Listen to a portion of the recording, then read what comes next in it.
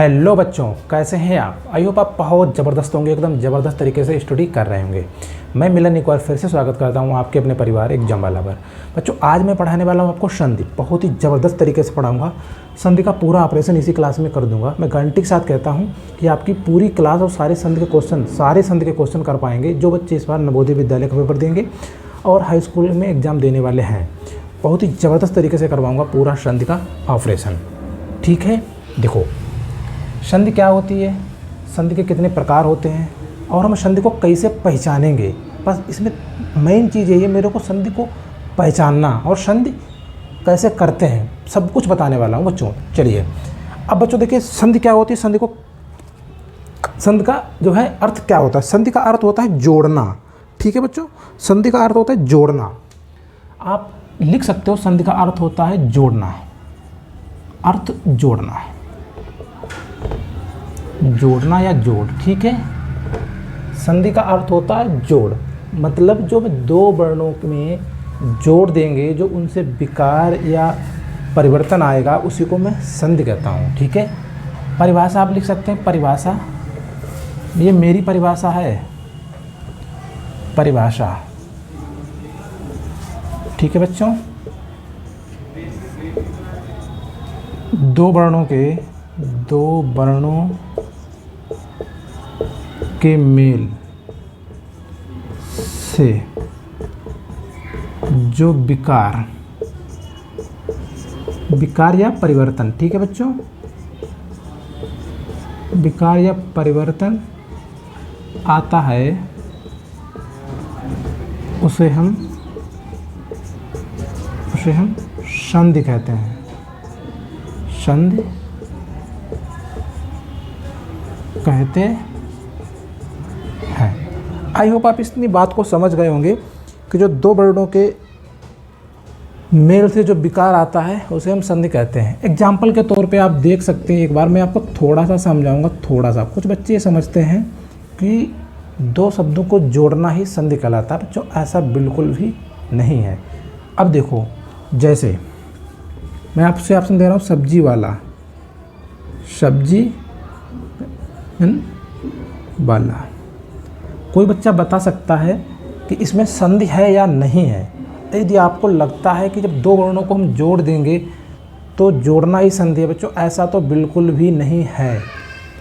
दो शब्दों को जोड़ना संधि नहीं कहलाएगा। जब हम दो सार्थक शब्दों को जोड़ेंगे, जिसका कोई अर्थ हो, उसको जोड़ेंगे तब संधि बनेगा। जैसे यहाँ पे दोनों को जोड़ के बनाएंगे तो मुझे क्या मिल जाएगा, सब्जी वाला। बच्चों आप ही बताओ कि इसमें और इसमें, भाई सब्जी वाला और सब्जी वाला, इसमें कोई अंतर है? बताओ, इसमें कोई अंतर है? मुझे तो नहीं लग रहा। ये भी सेम है और ये भी सेम है। मैंने परिभाषा में आपको क्या बताया हुआ है कि संधि का अर्थ है जोड़। जब परिभाषा मैंने बोल दी कि दो वर्णों के मेल से जो विकार या परिवर्तन आता है उसे हम संधि कहते हैं। यहाँ पे कोई परिवर्तन आ रहा है? नहीं आ रहा ना। इसका मतलब है कि ज़रूरी नहीं है कि हर उस शब्द में संधि हो जो आपको दिया गया हो। ठीक है, हर शब्द में संधि नहीं हो सकती। ये बात गलत साबित हो गई है आज बच्चों। ठीक है, चलिए आपको संधि की परिभाषा क्लियर हुई कि नहीं हुई, बताओ। इसके बाद मैं आपको बताऊंगा कि संधि के कितने प्रकार होते हैं। तो संधि के प्रकार भी पढ़ लीजिएगा, मैं इसको साफ कर रहा हूँ बच्चों। ठीक है, संधि के प्रकार। संधि के प्रकार, अब संधि के कितने प्रकार होते हैं बच्चों? संधि के प्रकार होते हैं तीन। पहला होता है स्वर संधि। स्वर संधि, ठीक है। दूसरा होता है व्यंजन संधि। तीसरा होता है विसर्ग संधि। विसर्ग संधि। जब आपसे क्वेश्चन किया जाए कि संधि के कितने प्रकार होते हैं, तब आपको बताने हैं तीन। ओके बच्चों, एग्जामिनर आपसे सीधे सीधे पूछ लेगा कि संधि के कितने प्रकार होते हैं, तो आपको उत्तर देना है तीन। तीन is the correct answer. Okay done, यहाँ तक क्लियर है। उसके बाद आपसे एक क्वेश्चन और कर सकता है कि स्वर संधि के कितने प्रकार होते हैं। देखो संधि के प्रकार होते हैं तीन, स्वर, व्यंजन और विसर्ग। उसके बाद एक और क्वेश्चन बनता है कि स्वर संधि के कितने प्रकार होते हैं, तब आपको आंसर देना है 5। ओके 5। अब स्वर संधि के 5 प्रकार कौन कौन से होते हैं वो भी मैं आपको बता दूंगा और आपको याद भी करने हैं। पहला होता है इसका पहला दीर्घ, दीर्घ स्वर संधि, स्वर संधि। दूसरा गुण, दीर्घ गुण स्वर संधि। तीसरा वृद्धि स्वर संधि। ओके बच्चों, चौथा रहने वाला है दीर्घ गुण वृद्धि। अब मैं 5वां आपको बता रहा हूँ अयादि, अयादि स्वर संधि। चौथा वाला आपको कमेंट बॉक्स में बताना है बच्चों कि चौथा संधि कौन सा होता है। ऐसा तो है नहीं आपने इससे पहले बिल्कुल ही ना पढ़ा हो, थोड़ा बहुत तो जानकारी होगी, हर बच्चे को होगी। मैं उम्मीद करता हूँ मेरे प्यारे बच्चे इस वाली चौथी वाली संधि का जवाब देंगे।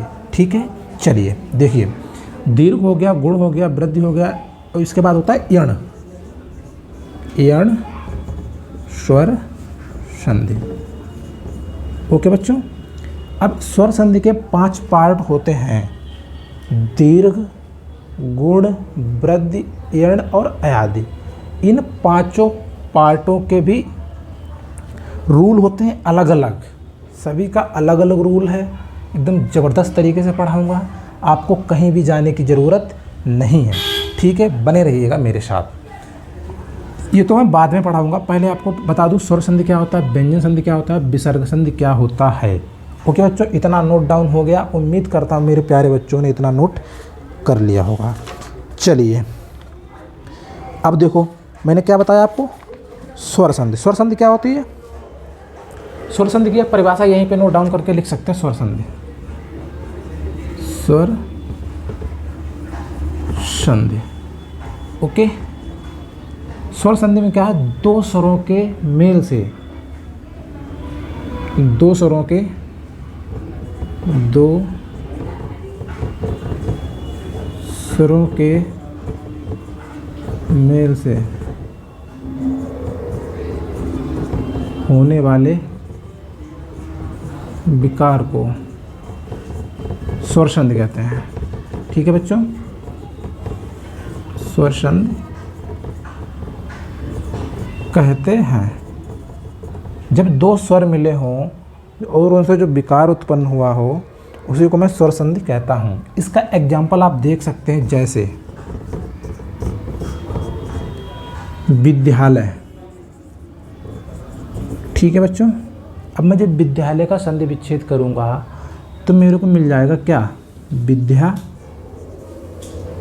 धन आलय।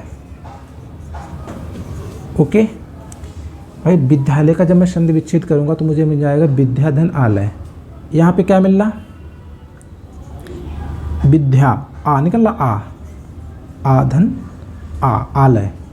यहाँ भी आ मिल रहा, ये भी आ, ये भी आ। मतलब मैंने क्या बोला, जब 2 स्वरों, तो आ भी स्वर है और आ भी स्वर है, जब 2 स्वरों के मेल से कोई विकार या परिवर्तन आता है मैं उसे क्या कहता हूँ, स्वर संधि। यहाँ पे आ, यहाँ पे आ, दोनों स्वर हैं। जब दोनों स्वर हैं, यही क्वेश्चन भी कह रहा है, स्वर संधि में जो परिभाषा दी गई है वो भी यही कह रही है कि 2 स्वरों के मेल से होने वाले विकार को स्वर संधि कहते हैं। उम्मीद करता हूँ मेरे प्यारे बच्चे इतनी बात को समझ गए होंगे कि मैं क्या समझा रहा हूँ आपको।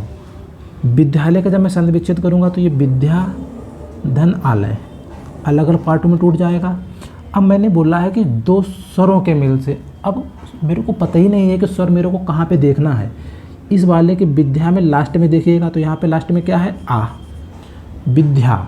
ठीक है, ये धा जो है इस वाला, इसको जब तोड़ेंगे तो आपको बड़ा आ ही मिलेगा। ठीक है बच्चों, क्योंकि ये क्या होता है, ये देखो इसका आधा आ निकल रहा है, नहीं निकला, देखो विद्या आ, बड़ा निकल रहा तो बड़ा आ।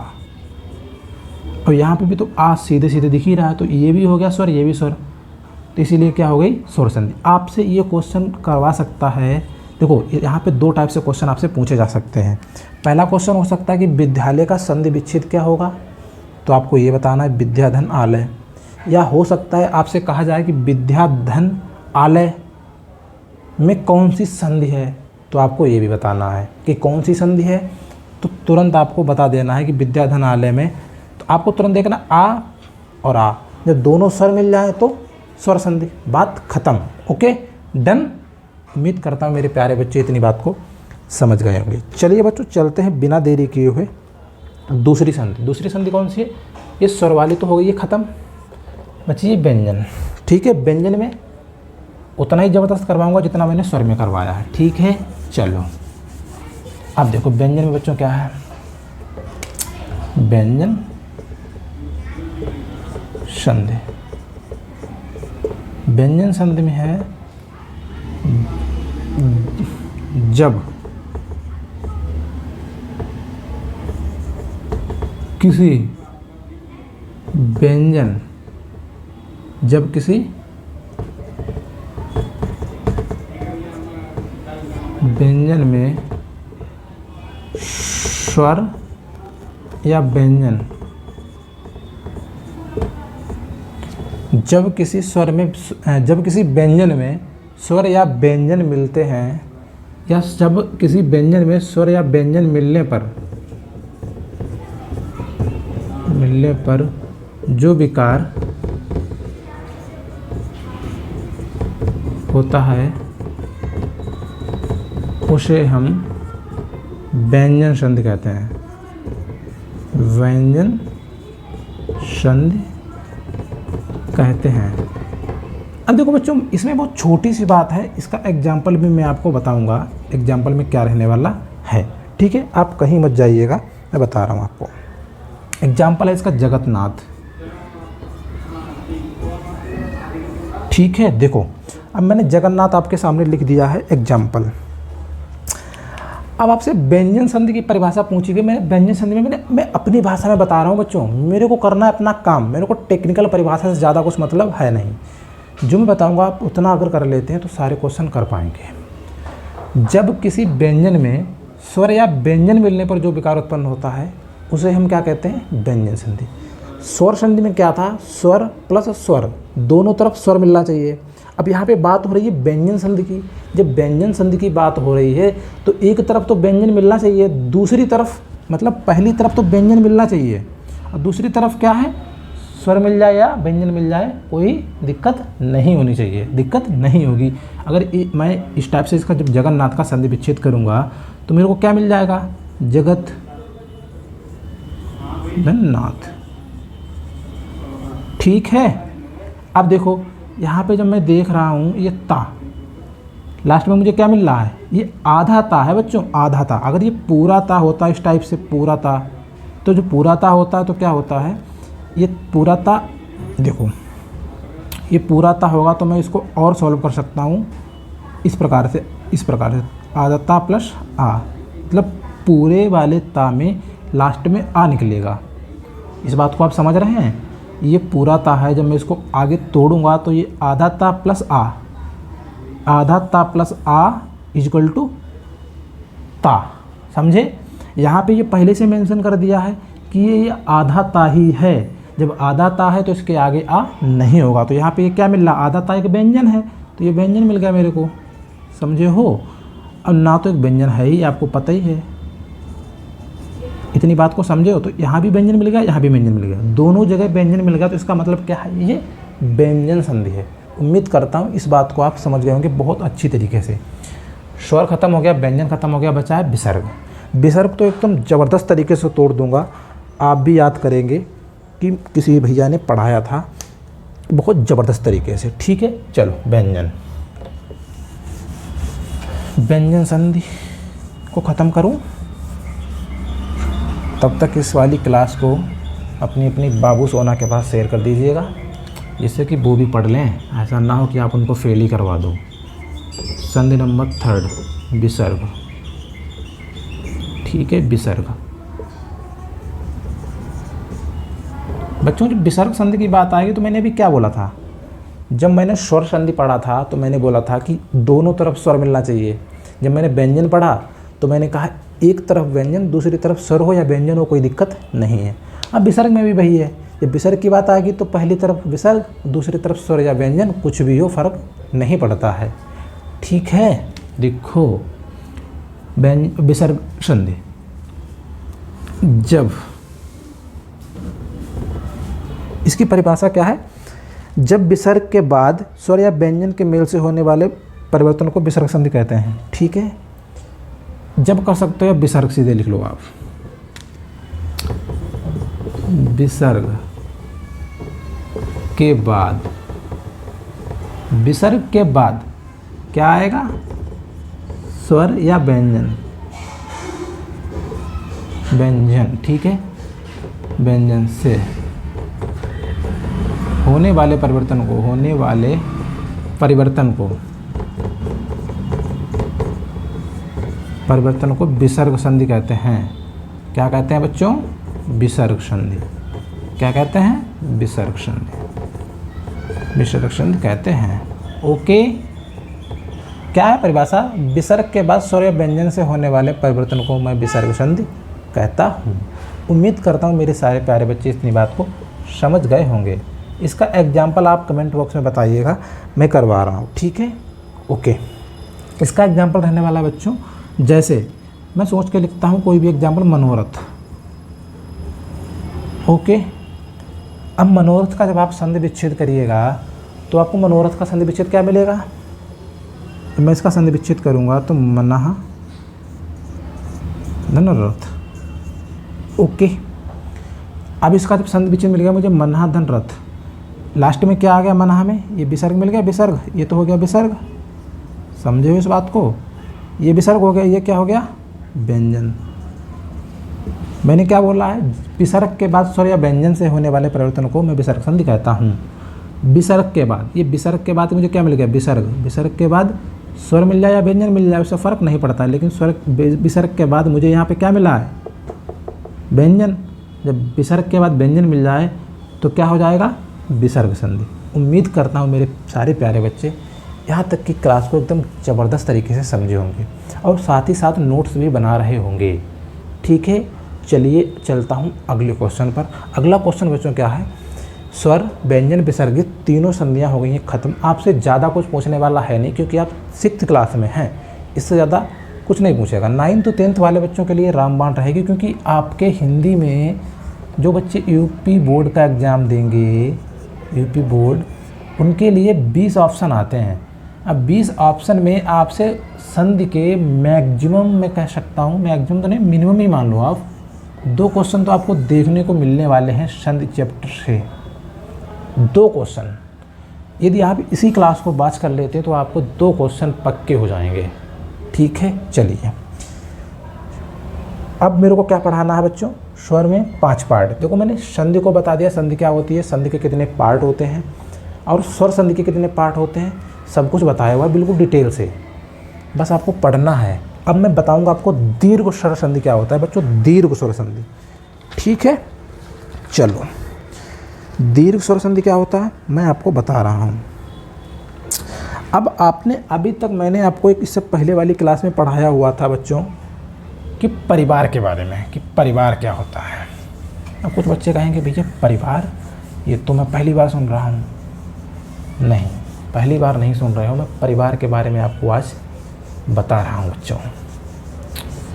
परिवार में क्या है, आपको छोटे आ से लेके और री तक लिखने हैं। छोटा आ, ये बड़ा आ, छोटी ई, ये बड़ी, छोटू ऊ, बड़ो ऊ। ठीक है, ये हो गए। उसके बाद में लिखने मेरे को री। मैंने अभी आपको बोला है कि छोटा आ से लेके मैंने री तक लिखने हैं, लेकिन लिखने का क्रम ये रहेगा बच्चों कि ये 2 अलग रहेंगे, ये 5 अलग रहेंगे। ये स्वर कितने होते हैं, 13 है। कितने हो गए, 3 2 5, बचे कितने, 4 9, कितने हैं 5। सॉरी बच्चों, क्या क्या छूट रहा है, 2 यहाँ पे आ गए। स्वर बच्चों कितने होते हैं, 13 है। 13 होते हैं, 11 होते हैं, आप लोग बताइएगा बच्चों। स्वर होते हैं कितने, 11 है। मैंने अभी 13 बोल दिया। जो अंग और आहा होता है वो हमारे क्या होते हैं, स्वर नहीं होते हैं, उन्हें स्वर में काउंट नहीं किया जाता है। अभी तक आप 13 पढ़ रहे होंगे, 13 नहीं होते हैं। आ ई उ री ओ ए और ए और ओ और औ। आप इस वाले क्रम को देखिएगा, 1 2 3 4 5 6 7 8 9 10 11। ठीक है बच्चों, ये 11 स्वर मेरे सामने आ गए हैं। मैं इसको बांट रहा हूँ परिवार ए, इसको बांट रहा हूँ परिवार बी और परिवार सी। अब बच्चों इसमें बहुत सोचना है और समझना है। यदि आप माइंड लगा लेते हैं तो ये चीज़ें भूलेंगे नहीं पूरी ज़िंदगी में कभी भी। बच्चों ये मैंने अलग अलग परिवार में क्यों डिवाइड किया है, आप इस बात को सोचिएगा कि मैंने अलग अलग क्यों डिवाइड किया है। तो ये भी आपके सामने लिखा है, मैंने इसको भी साफ़ नहीं किया है। इसका मतलब है जब मैं इस वाले को आपको पढ़ाऊँगा तो इससे रिलेटेड ही होगा कुछ ना कुछ, ये 100% तय है। अब देखो, अब इसको लिखने में याद करने में कोई दिक्कत नहीं है, बस इसको ये समझना है कि मैंने आ से लेके मैंने सारे 11 स्वर लिख दिए हैं, अंग और आहा को छोड़ दिया है बस। पहले वाले में 2 रख लिए हैं, दूसरे वाले में 5, फिर 4। ये क्यों रखा है मैं अभी आपको बताने वाला हूँ। ये ए परिवार हो गया, बी परिवार हो गया, सी परिवार हो गया। अब देखो इससे रिलेटेड ये क्या है, जब मैं ए प्लस ए, जब ए वाले की संधि ए वाले से ही होगी, ए वाले की संधि जब ए वाले से ही होगी तो क्या मिल जाएगा मुझे, ये पहली वाली संधि मिलेगी, दीर्घ स्वर संधि, दीर्घ स्वर संधि। ठीक है बच्चों। अब जब मैं ए वाले की संधि करवाऊंगा बिल्कुल पड़ोस वाले से, इस वाले से, अगर ए की संधि होती है बी से, ठीक है, ए की संधि होती है अगर बी से तो क्या हो जाएगा, गुण। गुण जो है वो पास वाले के ही तो मिलते हैं, पास वाले जो परिवार ए परिवार बी परिवार, जो दोनों परिवार पास होंगे तभी दोनों के गुण मिल पाएंगे। तो ए के गुण अगर बी से मिलते हैं, अगर मैं ए की संधि बी से करवाऊंगा तो मुझे क्या मिल जाएगा, दीर्घ और गुण संधि। यहाँ पे गुण संधि, गुण स्वर संधि। उम्मीद करता हूँ मेरे प्यारे बच्चे इतनी सी बात को समझ रहे होंगे। ठीक है, मैंने आपको क्या बताया हुआ है कि ए परिवार आपसे मिले, मतलब सेम परिवार मिले, तब क्या होगा, स्वर संधि होगी, दीर्घ संधि होगी, ए परिवार मिल जाए, सेम परिवार, जैसे ए परिवार मिल जाए और फिर ए परिवार मिल जाए, या बी परिवार मिल जाए, ये वाला मैंने क्या बोला, सेम मिलने, ये वाला मिल जाए तो भी क्या रहने वाला है, दीर्घ स्वर संधि। ओके। उसके बाद मैंने बताया आपको गुण संधि में क्या बताया कि ये वाला परिवार ए है, ये वाला बी है, ये वाला ए परिवार है, ये वाला बी है, तो गुण हमेशा पास वाले के मिलते हैं। तो मैंने अगर पास वाले के गुण मिलाए हैं तो ए और बी, अगर इन दोनों की संधि होती है तो मुझे क्या मिल जाएगा, गुण स्वर संधि। ए और बी की मैंने संधि करवाई तो मुझे गुण संधि मिल गई। उसके बाद मैं थोड़ी सी अगर वृद्धि कर दूं, अगर ए की संधि करवा दूं सी से, सॉरी बच्चों, अगर मैं ए की संधि करवा दूं किससे, सी से, अगर दूर से अगर संधि करवा दूं तो मुझे क्या मिल जाएगा, वृद्धि। वृद्धि दूर से ही तो होती है। ओके बच्चों, समझ रहे हो, तो क्या मिल जाएगा मुझे, वृद्धि स्वर संधि, वृद्धि स्वर संधि। ओके, उम्मीद करता हूँ मेरे सारे प्यारे बच्चे इतनी सी बात को समझ रहे होंगे। अब देखो, अगर मैं बी की संधि करवा दूँ, अब अगला कौन सा बचा, यण संधि। यण संधि, यण में क्या है, अगर मैं बी की संधि करवा दूँ, बी की संधि करवा दूँ किससे, ए से करवा दूँ या सी से करवा दूँ। बी की संधि मुझे करवानी है, ए से करवा दूँ या सी से करवा दूँ, तो मुझे क्या मिल जाएगा, यण संधि, यण संधि। ठीक है। उसके बाद क्या है, अगर मैं सी की संधि करवा दूँ, सी की किससे करवा दूँ, ए से करवा दूँ या बी से करवा दूँ, ए से करवा दूँ या बी से करवा दूँ, तो मुझे क्या मिल जाएगा, अयादि संधि, अयादि संधि। उम्मीद करूँगा मेरे प्यारे बच्चे इस बात को समझ गए होंगे। अब मैं इसको दोबारा से रिपीट कर रहा हूँ बच्चों। दोबारा से मुझे रिपीट करना क्यों पड़ रहा है कि मुझे ऐसा लग रहा है कुछ अभी डाउट्स बच्चों के बचे हुए हैं। जब मैं दीर्घ स्वर संधि की बात करूँगा, मैंने परिवार क्यों बांटे हैं, जिससे कि आपको सारी चीज़ें आसान हो जाएं। आसान का मतलब है कि आप एग्ज़ाम में देखते हुए ही क्वेश्चन कर पाएँ। अगर मैं इस वाले की संधि, मैंने क्या बोला, जब एक परिवार के ही दोनों सदस्य संधि करेंगे, मतलब सेम स्वर संधि में मैंने आपको क्या बताया हुआ था कि जब दो परिवार बिल्कुल सेम अगर संधि करेंगे तो मुझे स्वर संधि मिलेगा, ठीक है। वैसे ही यहाँ पे जो दोनों परिवार ए है, ये बी है, अगर ए और ए ही मिलते हैं, ए और ए ही मिलते हैं तो दीर्घ संधि मिल जाएगा। अगर बी और बी ही मिलते हैं तो मुझे दीर्घ संधि फिर भी मिल जाएगा।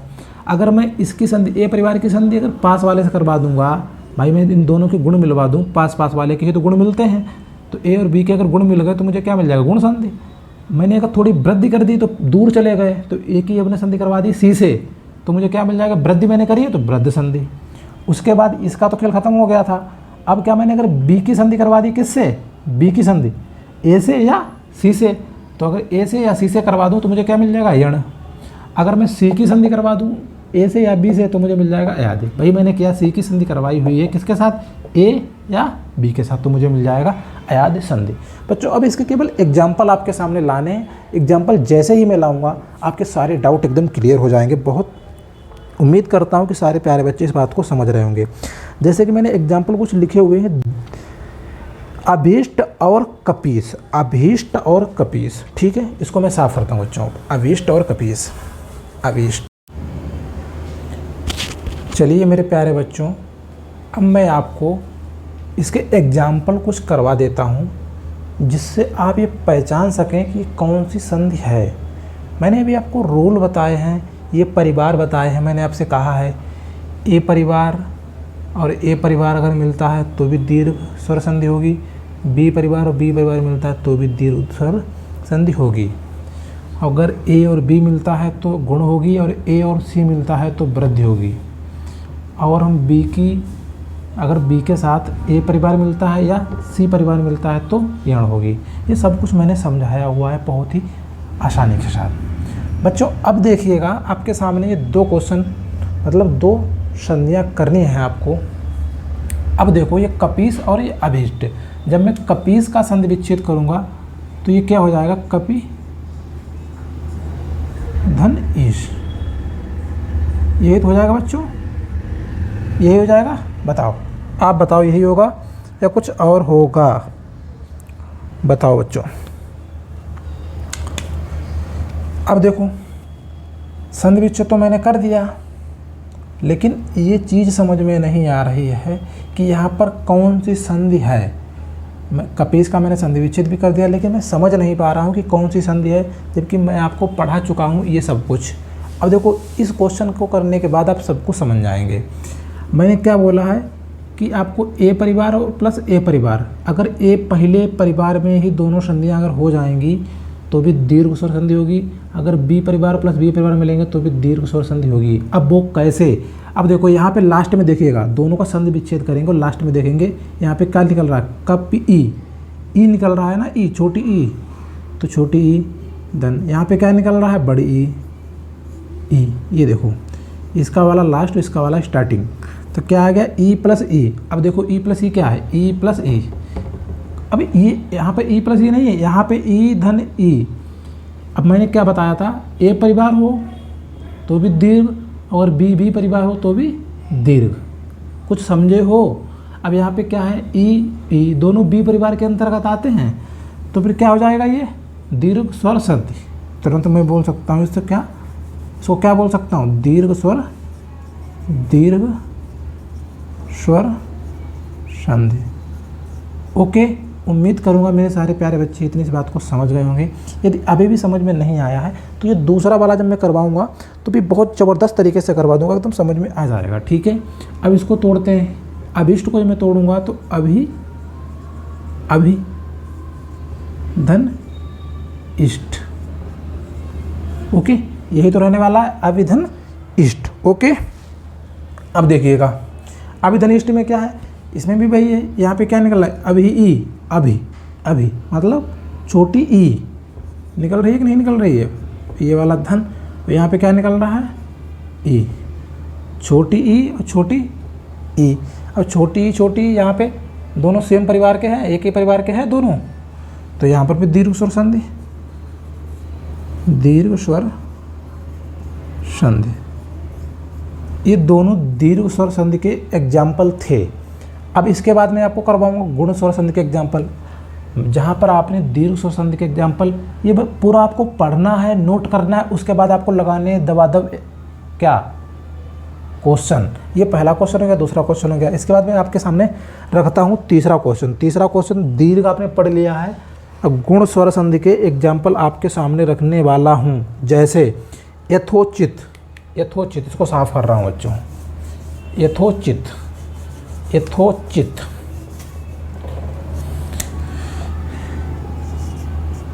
यथोचित,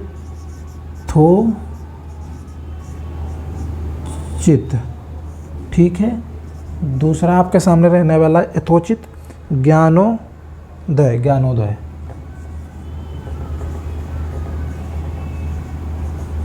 ठीक है बच्चों। अब देखो, अब यथोचित और ज्ञानोदय को करिएगा, दोनों बहुत ज़बरदस्त क्वेश्चन हैं, ठीक है। देखो मैं इसको करवाऊँ, देखो ये भी क्वेश्चन बहुत आसान है, ऐसा नहीं है कि ये बहुत मुश्किल है, हो जाएगा। यथोचित को आप करिएगा, यह थो को जब तोड़ेंगे तो हो जाएगा यथा धन उचित, ओके बच्चों। अब यथा यहाँ पे क्या निकल रहा लास्ट में, ये था है ना, था, अगर था को मैं आगे बढ़ाऊंगा तो हो जाएगा इस प्रकार से, था धन आ, इस प्रकार से होता है ना।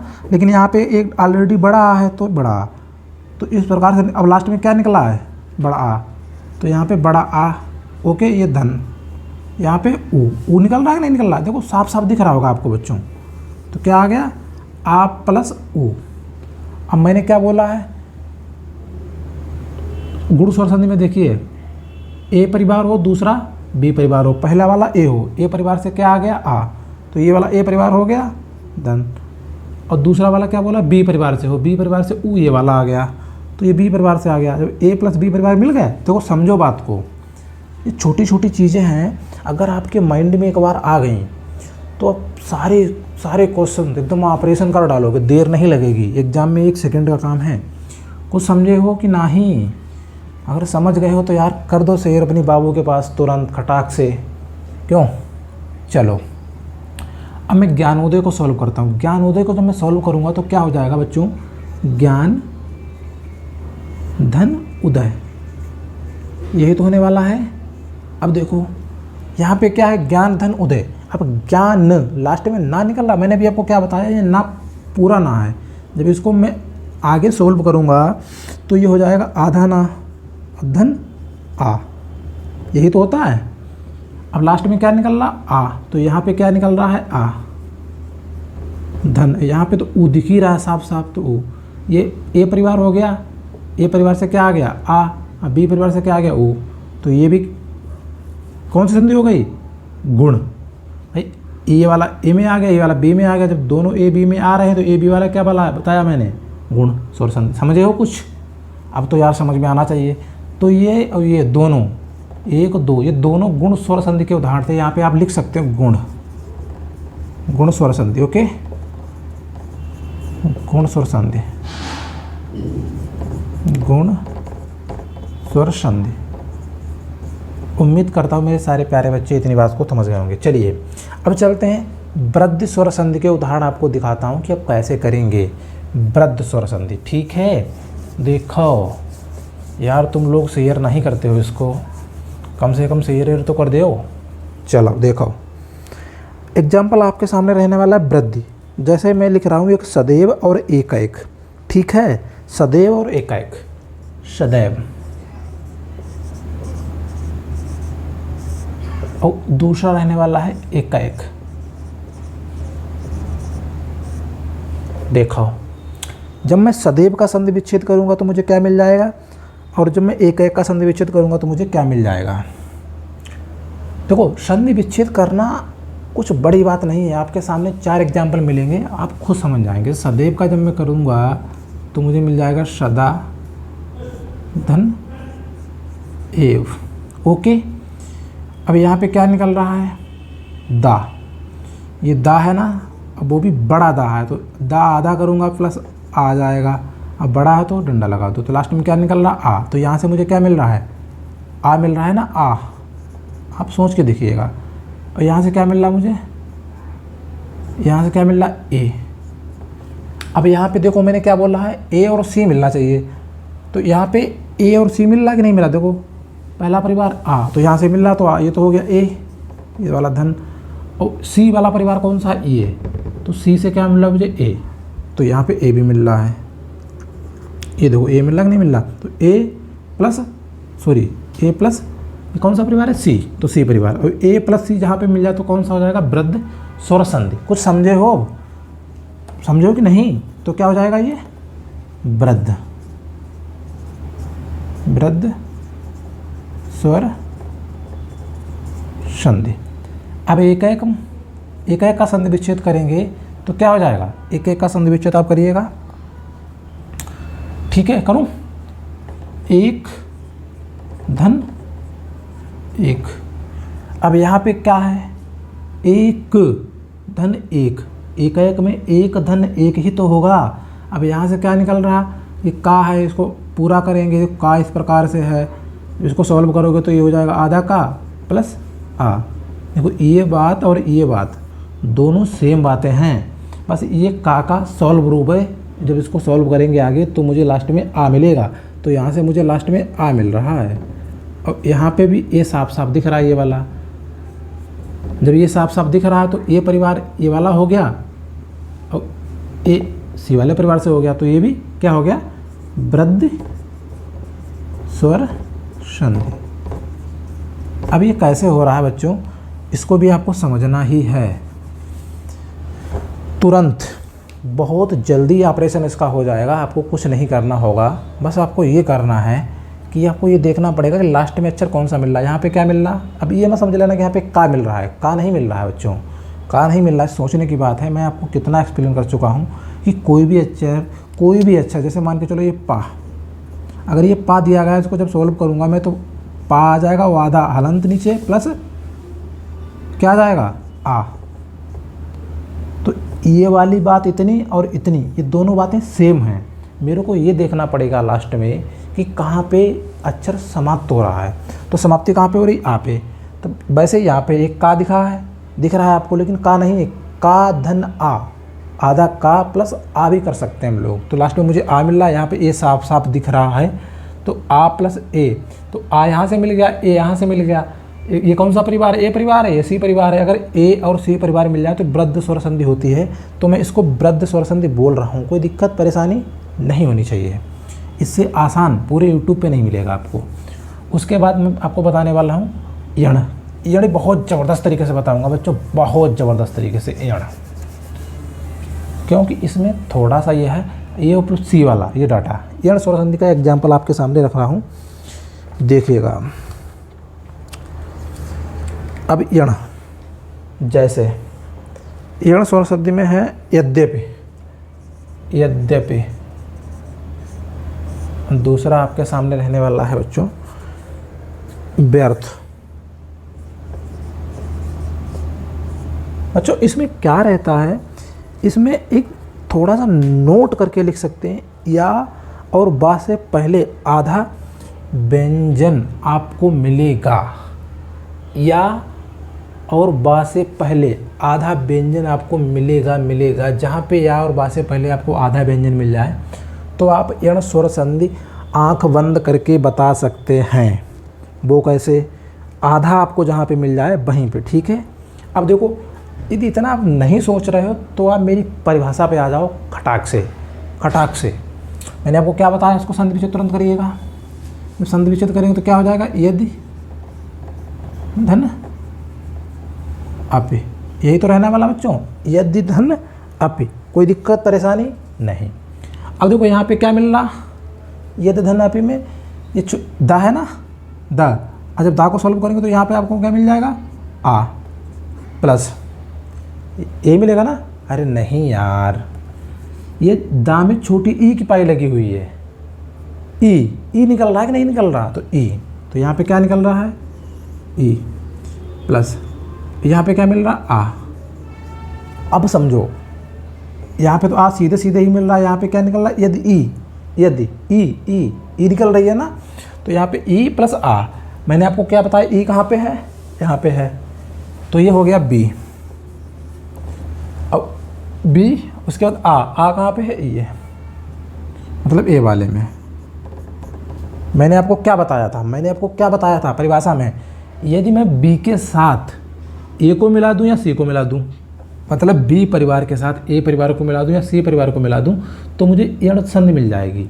मैंने बी परिवार के साथ किसको मिलाया है, ए को मिला दिया। अब मैं कह रहा हूँ बी परिवार के साथ मैं ए या सी किसी को भी मिला दूँ तो भी यण संधि मिल जाएगी।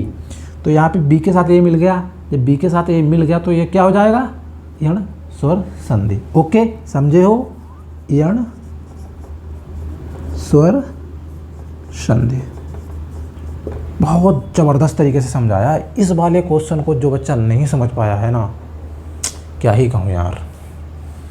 मैंने अभी आपको परिभाषा क्या बताई थी, या और वा से पहले आपको आधा व्यंजन मिल जाए तो आप समझ लेना यण स्वर संधि है।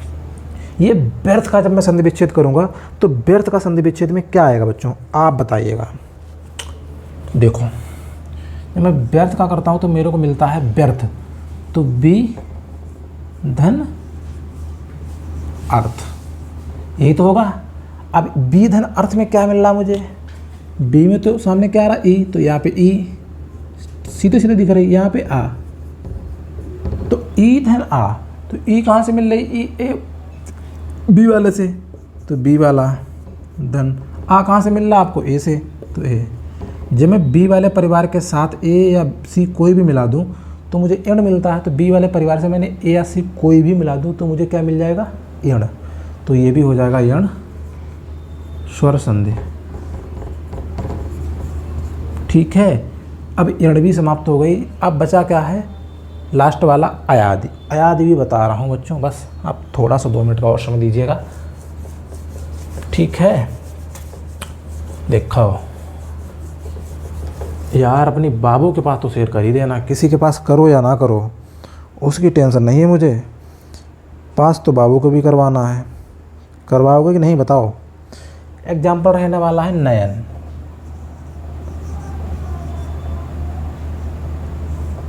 दूसरा रहने वाला है नायक। नयन और नायक। देखो, जब मैं नयन का संधि विच्छेद करता हूं और जब नायक का संधि विच्छेद करता हूं तो मुझे क्या मिलता है, देखो, जब मैं नयन का करता हूं तो नय धन अन, यही तो होगा बच्चों, या कुछ और होगा, मेरे हिसाब से तो यही होगा। ठीक है, नय धन अन।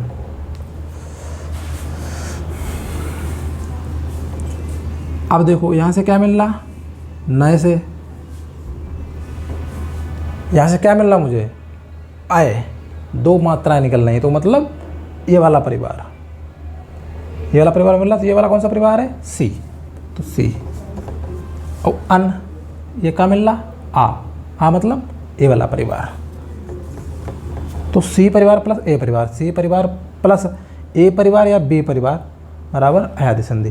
क्वेश्चन कह रहा है यदि मैं सी के साथ ए को मिला दूं या बी को मिला दूं, किसी एक को मिला दूं तो मुझे मिल जाएगा अयादि संधि। ओके, यहाँ पर वही है, सी के साथ यहाँ पर ए मिल गया तो अयादि। ये नायक का संधि विच्छेद करेंगे, नायक का संधि विच्छेद आप करिएगा तो 9 धन अक, ये रहने वाला बच्चों या कुछ और रहेगा, आप बताओ। 9 धन अक होगा, ठीक है कि नहीं, आप बताओ बच्चों।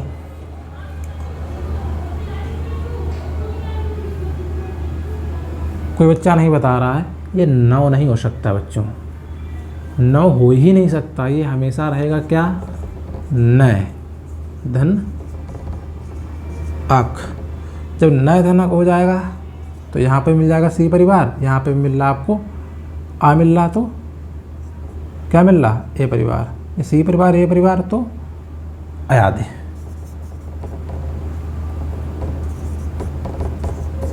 अयाद संधि। ठीक है, ये अयाद संधि होगी। मैंने आपको क्या बताया, स्वर संधि बता दी और स्वर संधि के 5 टाइप बता दिए हैं। उसके बाद व्यंजन बची है और विसर्ग बची है। व्यंजन संधि और विसर्ग संधि, शायद एक क्लास और होगी और सारा सब कुछ ख़त्म हो जाएगा।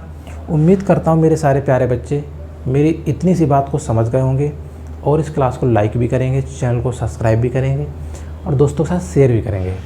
प्लीज़ बच्चों, आपसे रिक्वेस्ट रहेगी इस चैनल को अपने उन सारे दोस्तों के साथ शेयर कर दीजिएगा जो बच्चे इस बार नवोदय विद्यालय और हाई स्कूल बोर्ड का एग्ज़ाम देंगे। उनके लिए तो बहुत ही ज़बरदस्त रहेगी ये। जो कॉम्पिटिटिव एग्ज़ाम के लिए जो प्री मतलब जो छोटे स्टार्ट लेवल से स्टार्ट करना चाह रहे हैं उनके लिए तो भी क्लास बहुत ही ज़बरदस्त है। चलिए बच्चों, चलिए मिलते हैं अगली क्लास में। तब तक के लिए बाय बच्चों।